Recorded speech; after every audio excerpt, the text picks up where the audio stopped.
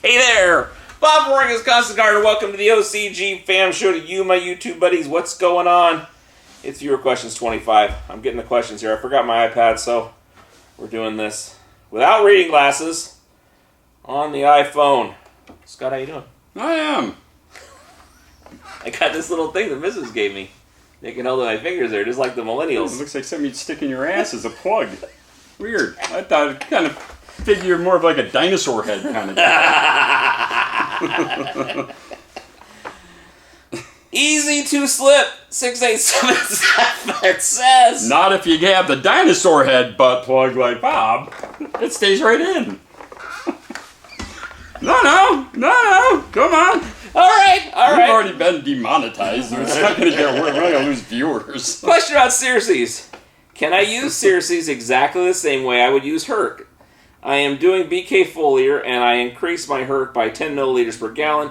Would I do the same thing with Circes? Is Circes better way to go with Bloom Chaos since it is more immediately available than Herc? Now, I assume you would say no, you need your Herc, but let me ask you this. So this is like admitting age. That's how it came to fall. Is that how you read it? Yeah. Okay, let me just see it. You are on a bigger phone. Question about Circes. Can I use it? Yeah, it's a little blurry. This is how it just came. I didn't do anything. I have the smaller phone. Can you shed it to 70? Here's the thing. I have a smaller hand than you. Fuck you. We're starting over. No way. No, we're starting over. Oh, weak. All right. We're not starting over. All right. All right, so you're going to say... So what I was going to say is that, you know, we've talked about how Herc is better with the BK blah, blah, blah. Yeah. As far as using the BK and the Herc. But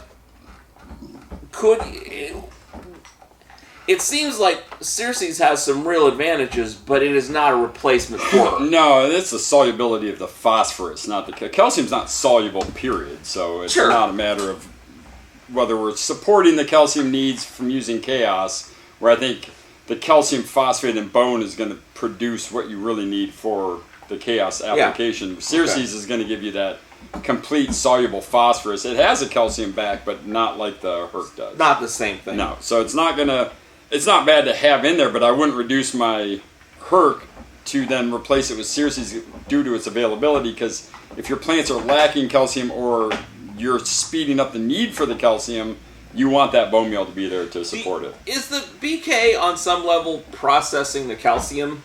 I mean, is it? No, not at all. It's triggering your plant's cell division response to make cells. And if you don't have amino acids and calcium to make the cells, then your plant gets tortured.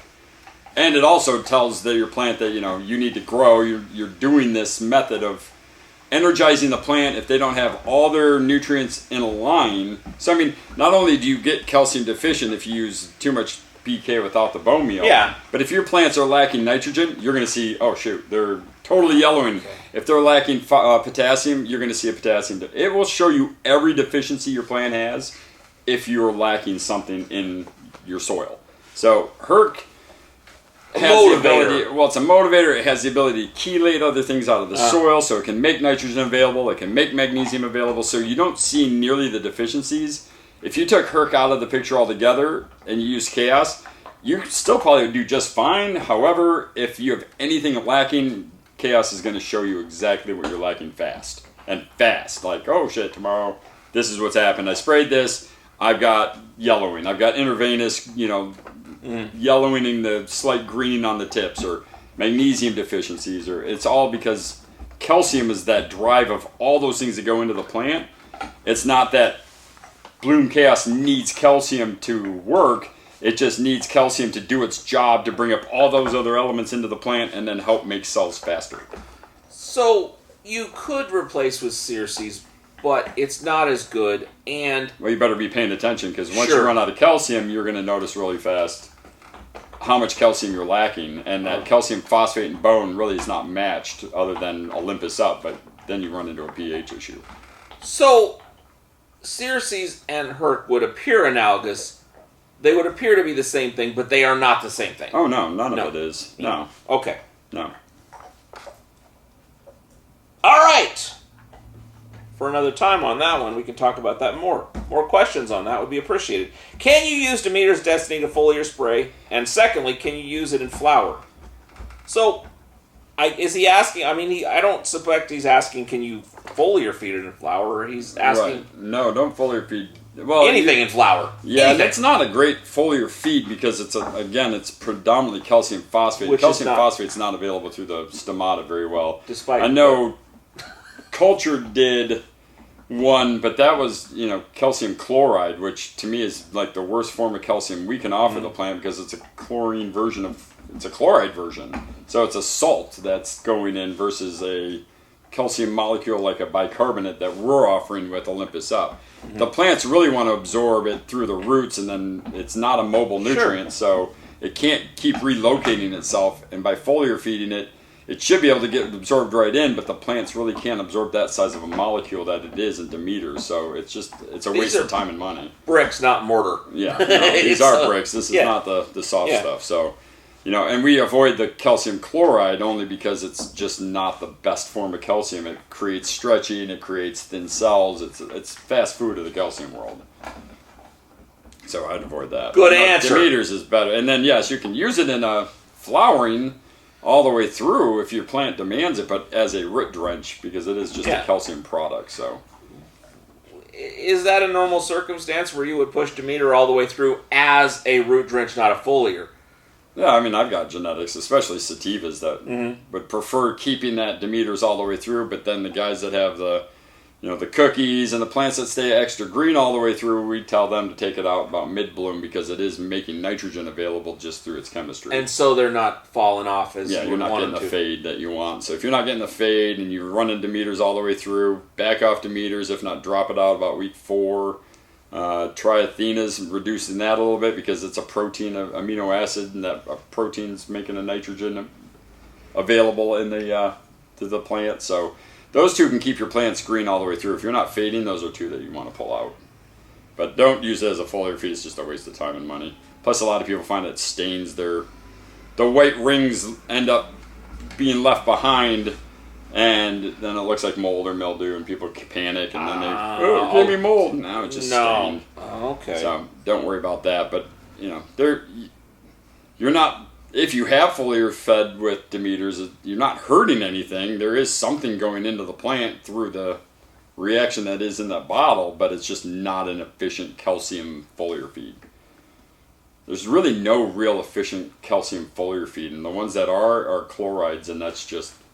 It's like, Is there any circumstance where you're trying to do that because you're trying to bottle feed you're trying to IV feed a plant that's in trouble, or is there never a case where it just doesn't benefit the plant because it's not the right type of calcium to make cells? So your better bet is to foliar feed all the nitrogen, phosphorus, and potassium, and then trigger that uptake from the calcium in the root zone. And chances are your whole issue is a pH issue, and that's why the plant's not accessing the calcium to begin with.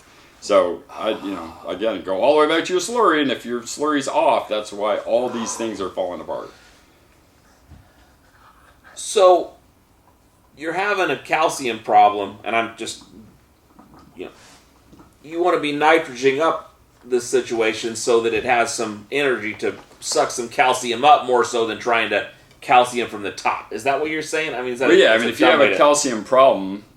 It's not going to get fixed in the leaves. No, you got to fix the root zone because there's something preventing the uptake of calcium, and it's 9 out of 10 is going to be a pH issue. Okay. In the meantime, the nice thing is everything's yellowing, things are becoming locked out, my pH is off, so I got to fix that. Foliar feeding with your nitrogen, phosphorus, potassium keeps the plant healthy, happy while you're correcting the root zone. And hungry to get something out of there when something shows up there. And when you get it corrected, and then they'll start accepting the food right away. So. Okay.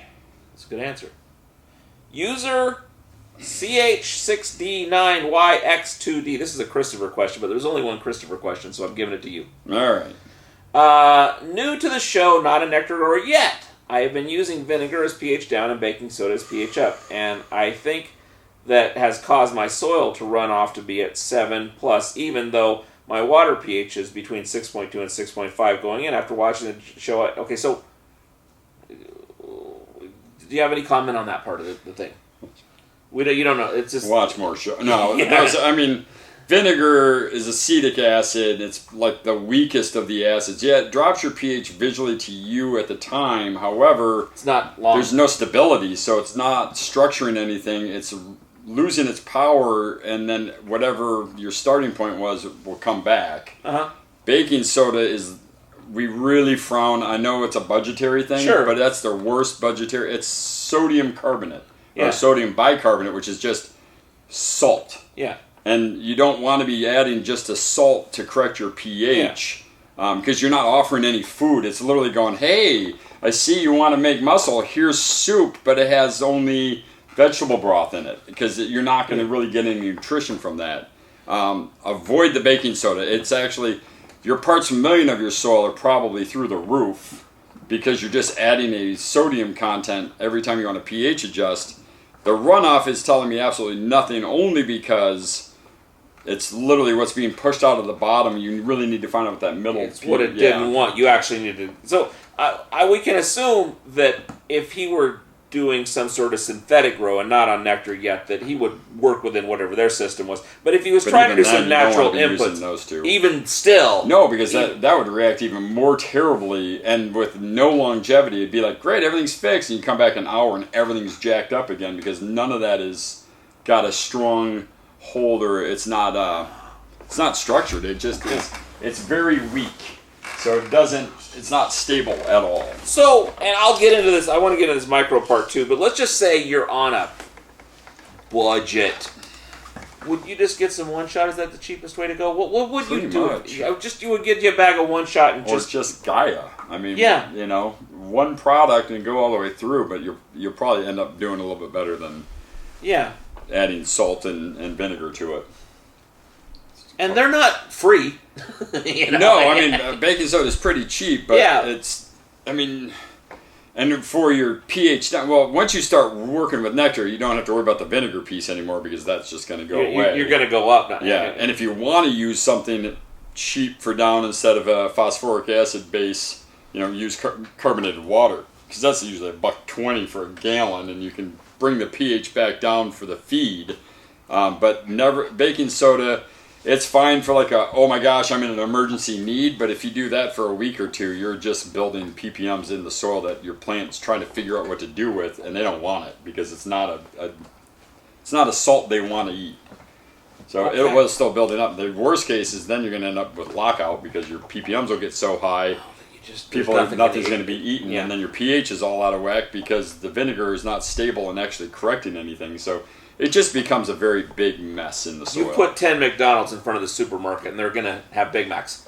Yeah. Okay. All right. So, after watching your show, I decided to purchase Photo Plus. But would SLF 100 have served my present circumstances? The only reason I went with Photo Plus and the Dechlor was that I was able to purchase both for less than one bottle of SLF 100. I'm a hobby gardener on a severe budget, and any and all suggestions would be most appreciated. So, would you bother with the dechlorinator if you were on a budget? Unless you were in I guess some people are in horrible chloramine water. But I'm not a fan of the dechlor. I think it's kind of, I won't say a scam. It's unnecessary. Put an air stone and an agitator in a 5-gallon bucket and dechlor it yourself. Because whatever that's dechloring, you can dechlorinate through the aeration. Yeah. You're worried about Satan worshippers when there's a vast conspiracy to destroy your... It's a minor issue that seems horrifying as opposed to the bigger issue. And our industry has really promoted that in a big sense. And if you're doing all living soils, but even then, I'm not sure the dechlor is the way to go for the end all. I mean, you're almost better off just like going down to the creek and pulling a couple 5-gallon buckets out of the creek and just running natural with bacteria in it. But now, as far as did you make the wrong choice SLF to microbe life? I mean, no, yes, no. I would also say that I suspect that the SLF 100, you could use less of it than the other, or I think they're about the same. About the same, 5 mils, and it's really T days, and I think that you would do less diluting of the SLF 100, but use it more often if you're using it on target. Yeah. So they're roughly the same, even though they're a little different. Would you go with some straight boring microbes to make your thing a more living soil with the Photo Plus, or would you look for some advantages from using SLF 100, knowing that it's, not maybe as multi-purpose as? Yeah.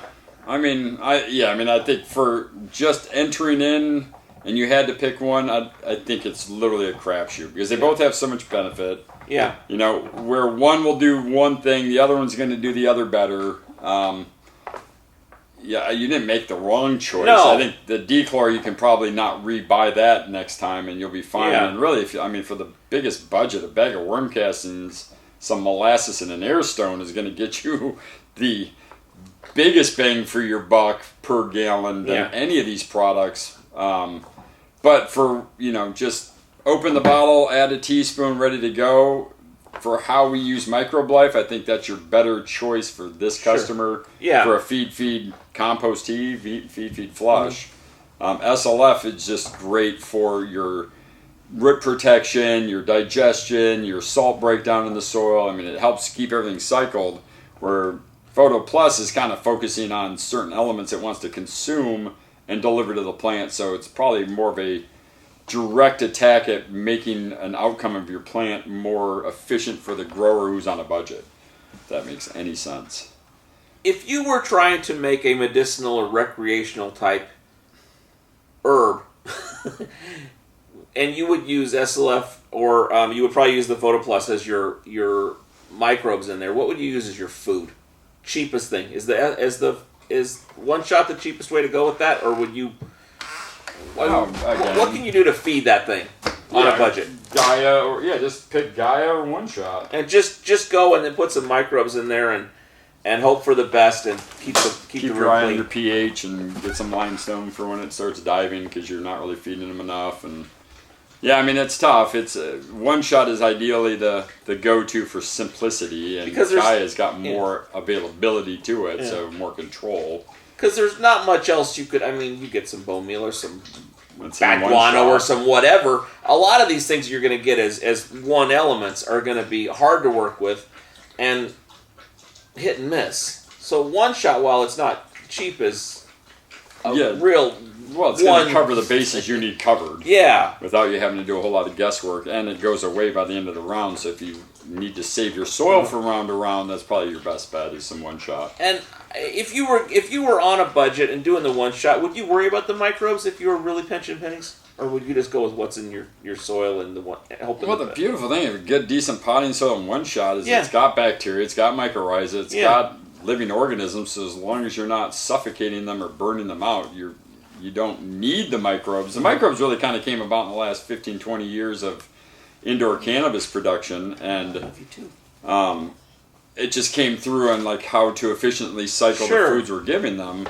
Needing them every other watering is never going to be the case, and really, once you build and establish a healthy root system and you're not continuously torturing them, the microbes in the soil, they'll be hardy and thrive and multiply. So literally what's on One Shot between the bacteria and the worm castings and the mycorrhiza fungi, that should be plenty if you top dress it a couple times throughout the round.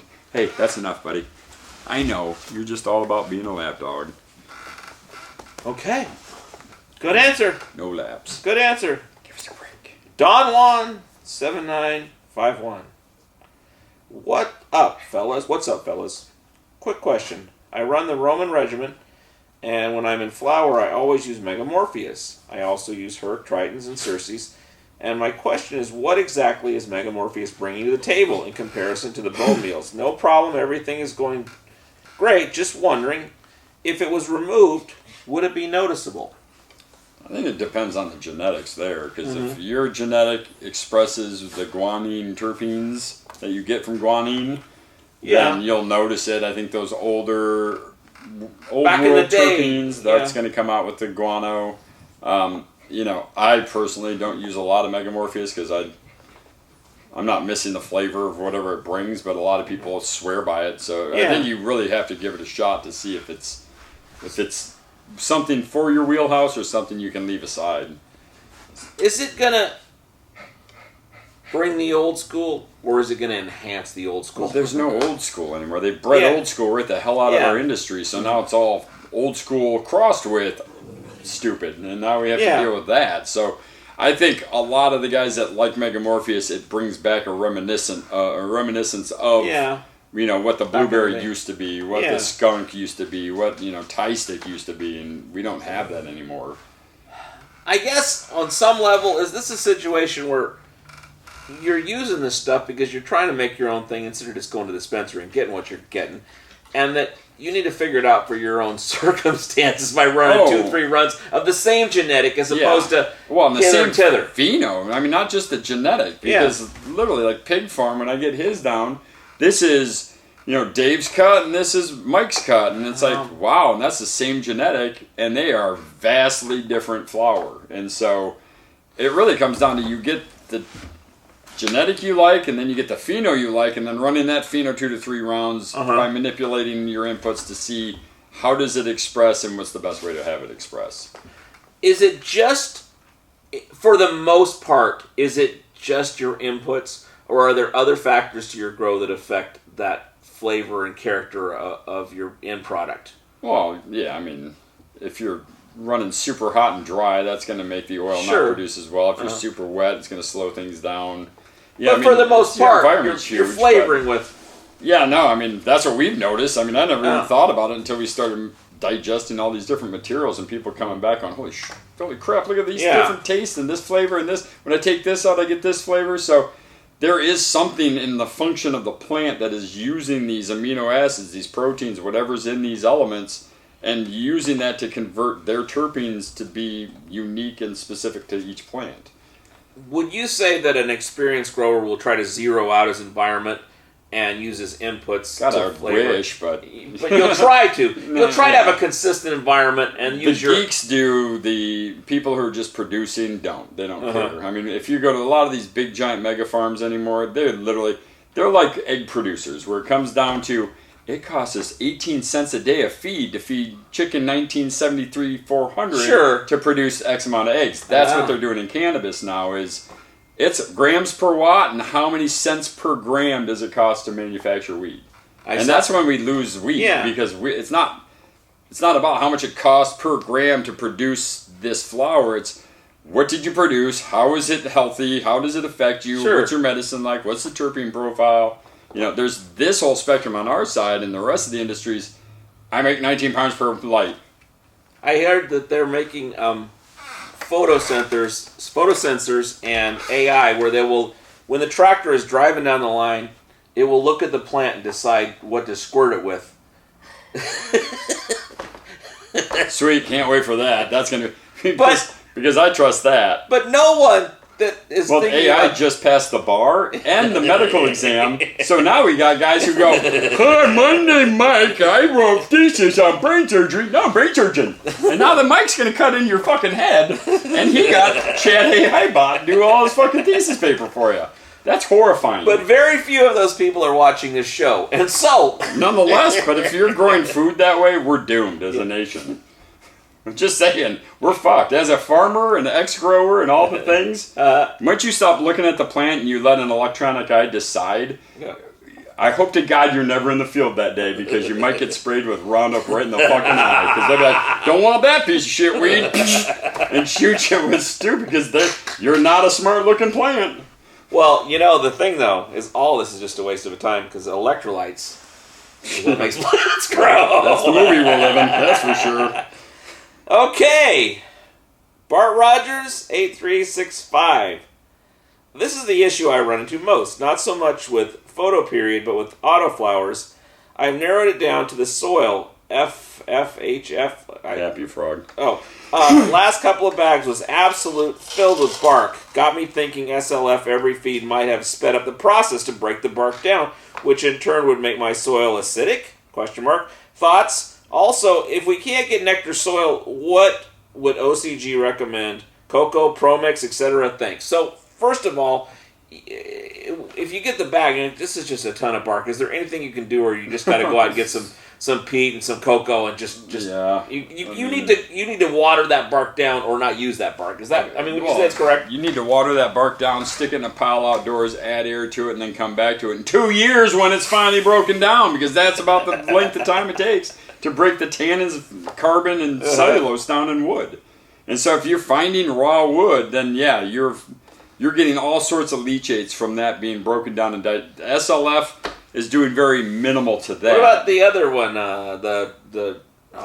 The other enzyme that's like hardcore enzyme. No enzyme. No enzyme is gonna. It'll break stuff down, but then you're just left with a soup of garbage that's still garbage. I mean, when you start with garbage, you aren't going to put in a new package and sell it as garbage because it's garbage. This is 100 years, not. It literally needs to be turned over every other day for about 2 years, and it'll be nice and humic-rich black earth. So, what would you if you can't get nectar soil, which is tough? I mean, it's a tough transportation environment right now. Oh, it's brutal. What do you do? What do you fucking do? Peat moss, cocoa fiber, check the pH, add perlite to your drainage, and then add some limestone for both of the peat moss and the cocoa, because your peat moss is going to be acidic.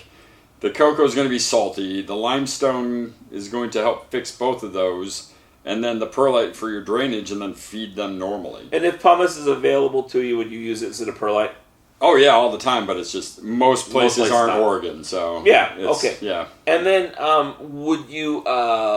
Microbes, SLF, what would you do? The same of everything. I mean, I'd add worm castings in, or a nice, healthy, clean compost. But for the most part, I don't like wood byproducts in my potting mixes, period, unless I was in a nursery and it was digested forest bark. Then it's a great fungal product. Yeah. I mean, fungi love bark, but we have a 16-week indoor plant that doesn't want This is not an arborvitae. No, it's not. Because you get your arborvitae, it's like in this packet, and you put it in the ground and it works just fine. Yeah. This is not that. No, these need to be fed real food and not acids. It's well, the other question here, which I would venture to say, is the water probably is in the mid-6s, like his tap water. Yeah. And if that's the case, then a lot of it could be whatever they added into the Happy Frog to keep it from being acidic. The water stripped that out faster than he was used to, and then it ended up with more acidic soil. Because they know they're giving you bark. And so they do everything they can. When their ingredients are bark, and then there's some peat moss that we found and threw a handful, and it's not that bad, but it's pretty forest byproduct-y, and we're not byproduct of anything. Well, I don't want to asperge anyone, but this is when you do your yard waste and put it at the curb, it gets dumped into and that gets made into soil, right? I mean, that's the large part of soil. A lot of their stuff is literally, they bought mills. And they're taking the sawdust and the bark chips and all the extra, and then they're composting that. And if it's a big, busy year, composting is, well, locally we have 2 municipal waste companies that define theirs as compost by temperature, not microbial digestion. So compost is 130 degrees? What's it reaches 130? At 160, all the microbes die, blah, blah, blah. At 130, it gets rid of pathogens, blah, blah, blah. So they add steam to bark. Those are not just temperature, those are time to temperature, I would assume. Well, to me, the only reason why you get to that temperature is because you have a microbial activity that's so active that it's creating the temperature. Yeah. Adding steam is how they create the temperature. They are the microbe. But if you don't have microbes breaking this stuff down, all you're doing is breaking it down, but nothing's digesting it. Yeah. Because a microbe, when it eats something, it's not like I'm eating bone meal, therefore here's bone meal. I'm eating bone meal and I'm converting whatever that molecular makeup was, and I'm converting these to these available forms of N, C, A, P, Mg, Mn. I mean, whatever it is, it turns it into a soluble, liquid, absorbable form of that. There's not a lot of nutrition in bark, so the more you break it down, the more you get in tannins, oils, and acids, and all those things need to be combated with calcium and cleansing. So I'm not a fan of the bark, and a lot of people, we could have made a lot of money on soil, and we could have shipped it all. I mean, we could afford to ship our soil if it was only costing us $2 a bag to produce it. Yeah. But when it costs us $6.10 a bag to produce it, we can't just freight that stuff because No. people are like, all right, your soil's expensive. Yeah, it's because it's not garbage that I took over to the municipal waste company to have them compost for you. Well, and this is a piece of bark. I mean, if I grab a hot pan, I burn my hand. I don't burn my foot. I can't imagine that you're getting that steam all the way through the thing. No, I mean, if you hear the fire trucks in the middle of the night going out West 11th, they're going to put out the fires at the composter, and it's not because the microbes got so crazy they started a fire, it's because the steam ignited bark. So, if I'm growing a small herbal type crop, I would just try to make some soil out of some peat and some cocoa and put some just stuff get in. fresh. I mean, that's all we do. Yeah. Fresh peat, fresh cocoa, add some perlite for drainage or pumice, and then whatever dry amendments if you feel like it, or just bottle feed on top of it. But I would add limestone to it just to make sure you have alkalinity built into the soil. So That would be some limestone that would be in like a powder form, like the, or what the do you call it? pelleted Calpril. Calpril, okay. Yeah. Which is just prilled little balls of the powder. Yeah. And avoid gypsum. I have to tell this to a lot. Gypsum's fine, and so is dolomite, but it's kind of like the vinegar to reduce your pH. It is really fast, it works really well, and is zero stability. So once it does this, it just immediately starts doing that with the vinegar. With dolomite, it spikes your pH and then rapidly starts to reduce it back down to where it was. The downfall is you gave it a ton of magnesium oxide, and then it starts to reduce the pH, and you have to give it again, which usually ends up being a magnesium overdose by the end of the crop. And magnesium tastes like, it's one of those that carries through the flower with a bitter electric taste. And it's like when you almost run into someone in your car, you get that. Yeah, or it's touch that, a 9 it's volt that metal battery to your taste. tongue. Yes, yeah. So that's why we don't use a lot or promote a lot of the dolomitic lime. It's super fast and will correct a pH issue in a day, but it does not hold. So the long game is you end up having to reapply, and then your flower tastes horrible. Where calcium carbonate, which is just limestone, calcium carbonate, that's all you need. Because if your water's messed up, it will reduce that pH by pulling the calcium carbonate out, but it builds itself back to a structured water with calcium. And if it's in the soil, it won't keep stripping it from your mix to keep your soil acidic. Okay, so that's the herb recipe. My tomatoes, potatoes, onions, zucchini out in my garden. Can I use this barky soil?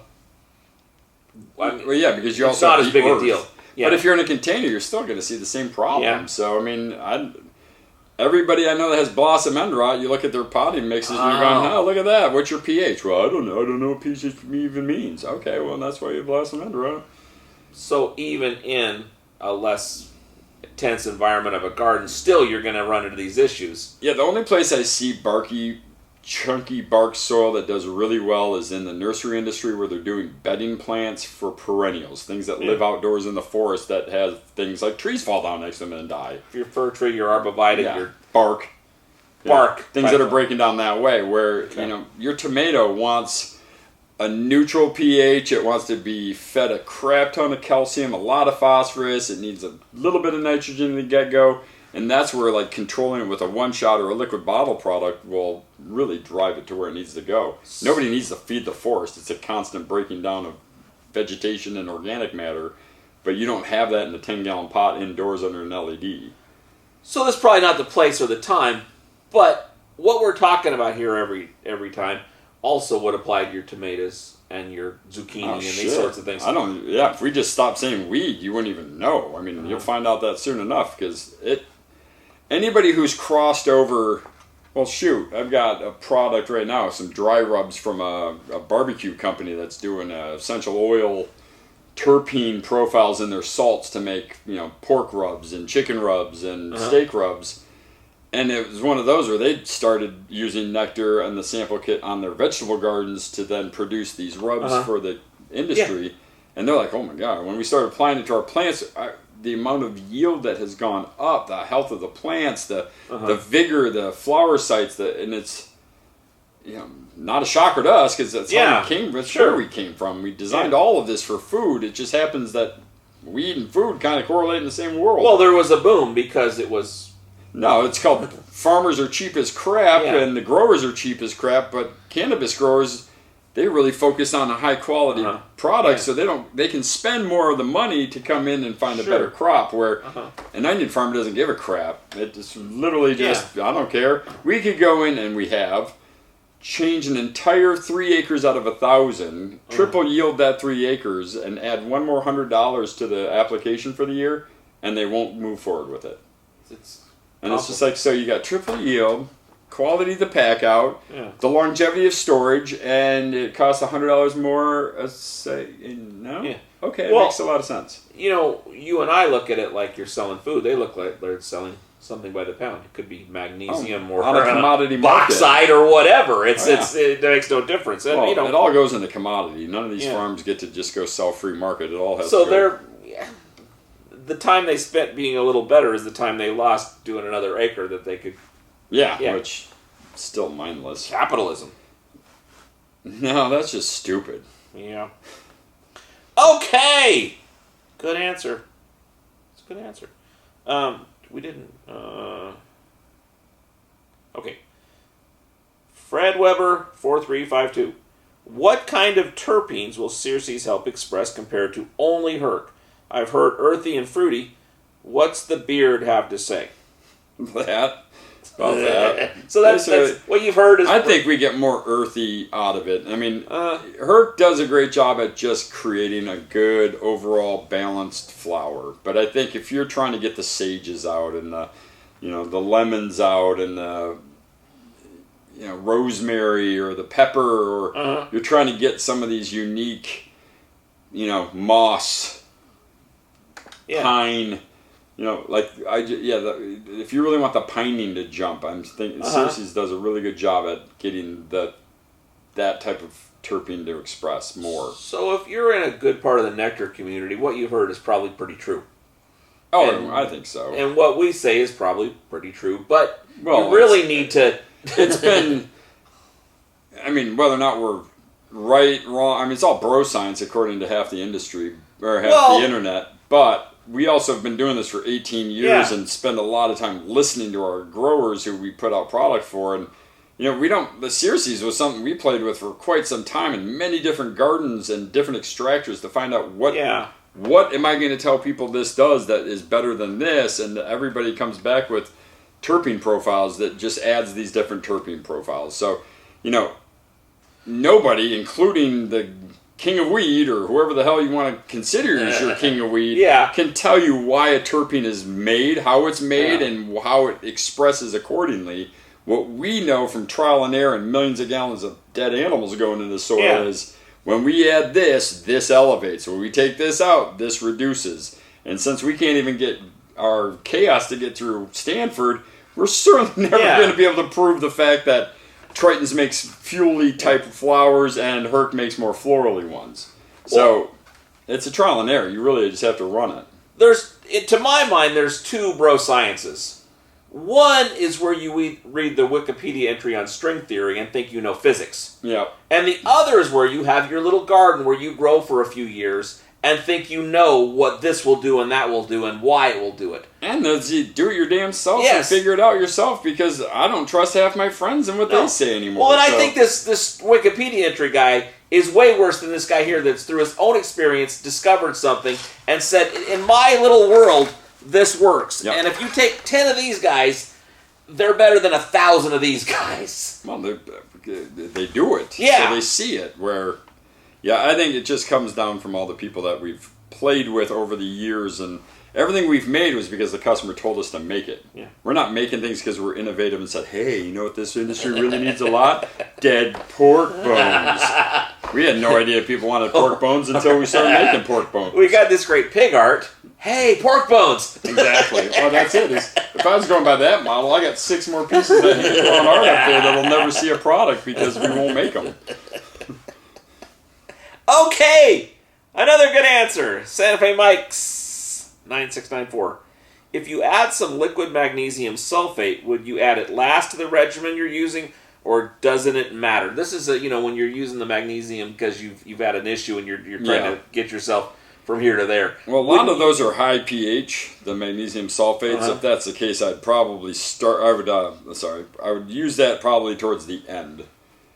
of the mix, and only because it's a pH. I mean, it's spiking your pH. Yeah. If you start really high and then you start adding things like Herc and Gaia and all those, it's going to start attacking that alkalinity, and that could create lockups with the chemistry just as they're hitting them.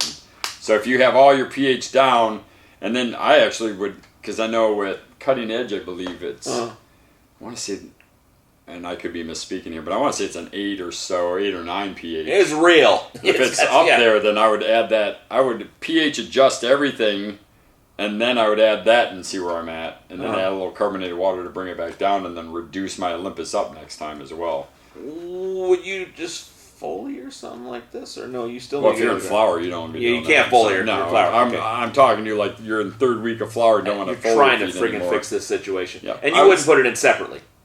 No, there's no need. It's acceptable, and plants love it. I would do it right before. It depends on your water source and how much you have to use Olympus up. How far you have to go. If you don't use much Olympus up, then put it in before Olympus up, because you may still have to bring it down. Okay. If you have to put in like a tablespoon or more of Olympus up, then put it in after. Just get yourself to like a 6.2, 6.3, add that in, see how it stabilizes. Add a little more pH up if you need to. But yeah, I add it towards the end. And any enzymes or microbials after that. Yeah, and again, I'm not a microbe feeding guy on the day of feed. You're not so much for putting that in. No, there's no point. I need a T day, so all my microbes hit T day. Okay. And SLF, when I'm using SLF as a feed day, it's an enzyme. When I'm using it on a T day, it's a microbe. Okay, so you're not so worried. Okay. No, because I don't care if they're... Well, I mean, they're living either way, but I don't care so much about putting the bacillus on my heavy load of food, because it's probably going to kill them.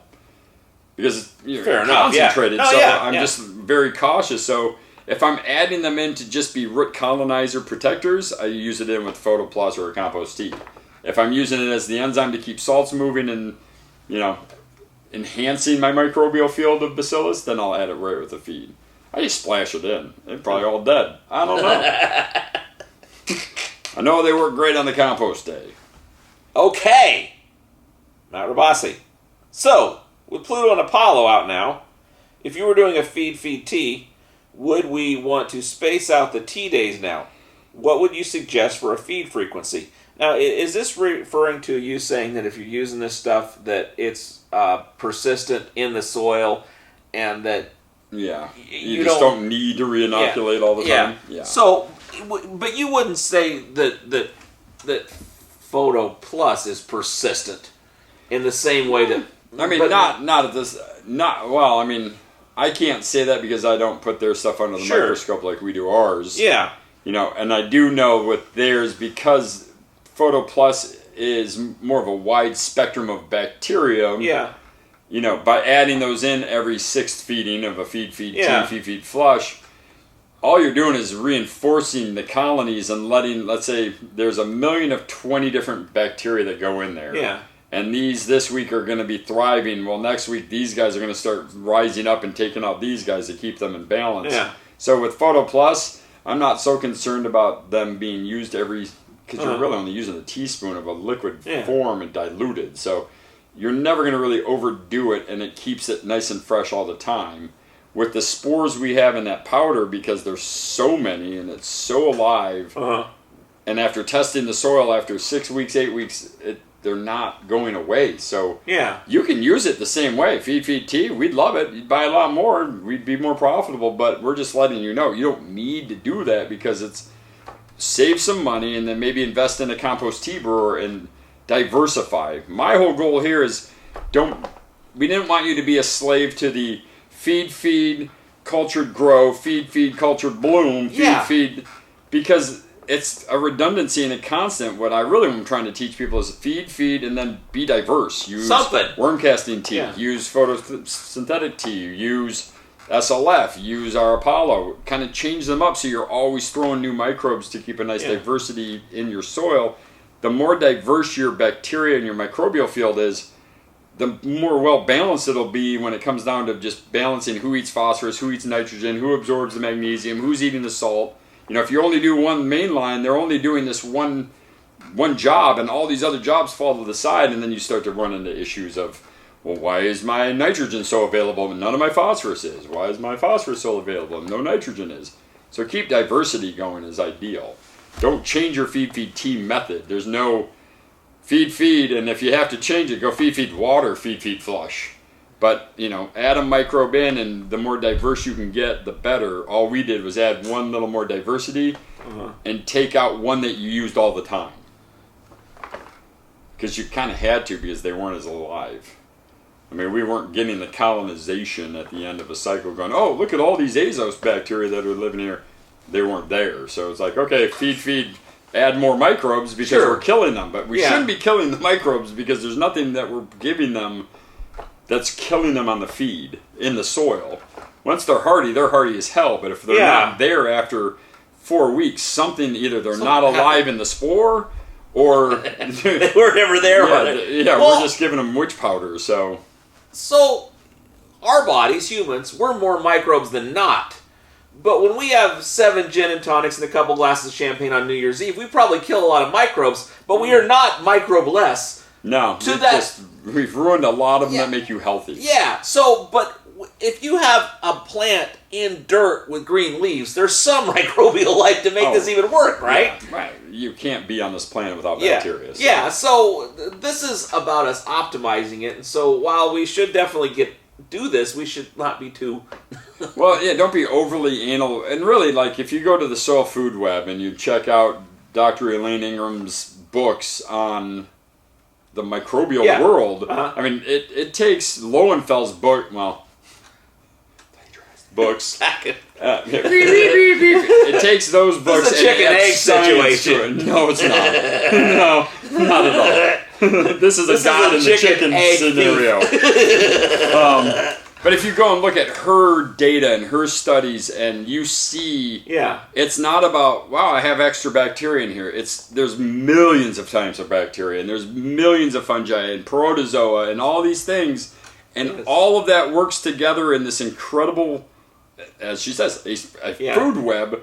And it's not food web like they have bone meal and guano and feather. It means this bacteria is 2 parts nitrogen, 1 part phosphorus. This protozoa likes nitrogen, so when it eats this, it shits out a 1 phosphorus and a 1 nitrogen, but keeps the nitrogen that it ate. And so it's diverted. It's transforming life into food, and the life that it's changing into food was something that ate our food. So now it became 3 parts nitrogen because it ate feather, but it's the microbes that's the actual food. Does that make any sense? So all this bacteria down there isn't going gobble, gobble, poop, poop, gobble. It's going gobble, gobble, oh God, I'm dead! And then this is now the food. It's a circle of life. It's beyond. It's such a circle of life that our food is feeding them to prolifically reproduce so that these other guys can come in and eat all of them to make them available as nutrition. And also, an entire agricultural university that's been around for 150 years has a little more knowledge than someone that has a sunny disposition and a thesaurus. Yeah. And there's a paid-for model there, too. But they also can indoctrinate you because they're the 150 that take huge dollars for big ag to tell you that miracle grows the way. So, I don't trust the university model. I trust the microbial labs that you can send a slide in, you can send in water, you can send in, they can go, okay, we counted this many per millimeter, and this is what your population should be. And they're going to tell you whether or not, I mean, there's a microbial matrix in Tangent, Oregon, the north one, not the south one, Tangent. Microbial matrix, you can send them a soil lab, a water lab, a leaf sample, and they'll break down how many bacteria, how many fungi, how many protozoa, what they are, where they come from, what they eat, and they can give you recommendations. And I mean, nobody in the cannabis world, unless you're doing thousands of acres, are going to utilize them because it's expensive. But they know exactly what's in. They can do, what do they call that? Not a profile, but a essay. Doing essays on. And we used to, when I used to be in the compost tea world, we would brew compost teas at all these different facilities around Oregon, and I'd have to go around and grab all these samples, take them to her, and we'd sit there with the slides and we'd break down every single one to go, okay, something's in their water that's killing this form of bacteria. We got to figure out how to isolate that, or other than that, it's a pretty diverse tea. Uh-huh. This tea sucks because they're actually injecting fertigation into their water system. So when they make their teas, it's actually being fed fertigated synthetic water. So they have only 4 forms of bacteria working, where this guy's using pond water, and holy crap, look at the diversity. So, I mean, there's so many ways to read all of these things. The big takeaway from all of this, nobody has the best bacteria out there. What you want to do is diversify your microbial inputs and make sure that they're not always the same inputs all the time, because you're overloading one, they'll overpopulate and they'll outcompete everybody else, and you'll start to wonder why certain things aren't really showing up in the plants, because, well, if it's just warriors with right arms, then everybody on the left side's safe, and if it's just left warriors, then everybody on the right side's safe. So diversity is key. There's no way to change up your feeding schedule because your plant still wants to feed. But because there's negative and positive to these when you're diversifying, you may fuck up this week, but life wants to live, and so rare. On the whole, by diversifying, you're balancing it. I mean, you're putting in the police to make sure that you don't have this giant culture war constantly where one culture is only going to win the whole thing. You're letting everybody have a chance. So as a philosophy of growing, diversity would be one of the maxims on Lord Nishiki's wall. Yep, in your soil, diversity is key. Okay! Good answer. Was that Don Juan before? Oh, so we did Don Juan already. Hold on a second. Oh, love that white hoodie. Quick question. Okay, Don Juan again. Love that white hoodie. Quick question. I'm running Herc Xerces 50/50 while adding Tritons to counterproduct. Will adding Tritons be counterproductive to the Xerces, or is it complementary? Would there be a downside to using all 3, Herc, Xerces, and Triton? Does Triton... I mean, Triton's just another guy on the bus, right? I mean, kind of. I mean, it's with a different delivery and a different... Yeah. I mean, the car, it's a little different than... I mean, I think Herc and Xerces are far more in the same car than Tritons. That kind of is in its own stinky car. Wouldn't you say they're more fundamental and it's more... It's more of a dialing in. Yeah. It's more of a fine-tuning product. And I think that's what it really boils down to is... I had answered him separately, I think, either on Facebook or somewhere. I was trying to find the answer. But it basically just, I have one genetic that when I took Tritons out, I noticed a difference in the finished product from what I was used to with the other 3. And so I just keep it in on that one because it made a difference. But it made a difference taste, not yield, not jar peel, not... No, I don't, as far as the fruit quality, flower development, all that, everything was on par to be normal. But I could taste, I was missing a layer in what that brought. And it wasn't even a diesel-y strain. It was just something that had a funk to it that when I took out that Tritons, the funk kind of stepped to the side and it wasn't as pungent. It's Steinfeld relish versus Vlasic relish. It was just, it's a little different, Yeah. And when I put it back, it came right back. So I was like, okay, well, that's one of those of trial and error where it's like, all right, if I'm doing this genetic, I'm going to always keep this in some aspect because I like that funk. I mean, it was interesting. So it's a difference, but it's not a fundamental difference. It's a, it's part of the, miss it. Well, it's, whether or not you add 2 teaspoons of baking soda or 1 to your cookie recipe. You're like, loft or no loft? All right, I put this question last because... It seems like a dumb question, but there are no dumb questions because I'm not sure exactly how you're going to answer. Okay? Well, I'd assume you'd know what my answer is. Well, I know what your answer is going to be, but you may have some nuance to it because, I mean, it seems like just, but... So, Bruce3579, I'm just wanting to make half a gallon of total feed. Would I just half everything? So, but let me ask you this. I mean, would you say that whether you're doing half a gallon or 1,000 gallons, that it's just 1-to-1? There's no... I mean, take Zeus juice. Would you put, if you're going to do a teaspoon here and you're doing 1,000 gallons, you do 1,000 teaspoons? So just, the recipe holds true across any kind of... it seems like that number gets bigger and bigger, but, I mean, basically it comes down to when you're done, the parts per million are all the same, and that's what we're feeding. Once the plant gets that parts per million taste and it's doing that, just because you want to use less, and not a knock, I get it. I get it. It's in the first month, I mix up quarts. Because it's like, all right, I got Yeah. 6 plants. I don't even need a Yeah. full gallon to feed 6 solo cups, so I mix up Yeah. a quart, and I do. I add 1 quart. Well, and he probably knew the answer. It's just like, Oh, yeah, no. Yeah. I kind of figured, but that would be my go-to. And but usually when I'm at a half gallon, the problem there too is my plants are young, and that's what Wow. So would you maybe do I less? don't measure in. Yeah. I don't measure in the early stages anymore. kinda- I literally just like, well, they look like, and I just give them a couple drops of Zeus, a splash of Herc, a splash of Gaia, and make sure my pH is good, and water away. If your pH is good, you're pretty hard to fuck it up. It pretty much is. Yeah. I mean, unless you're at like 12 tablespoons of Medusa and your pH is good, then you're still screwing it up. Your parts per million too high. If you're in the ballpark. Yeah, if you just are, if you're mixing by eye less than you would mix by spoon, as long as your pH is good, you're not going to really hurt them.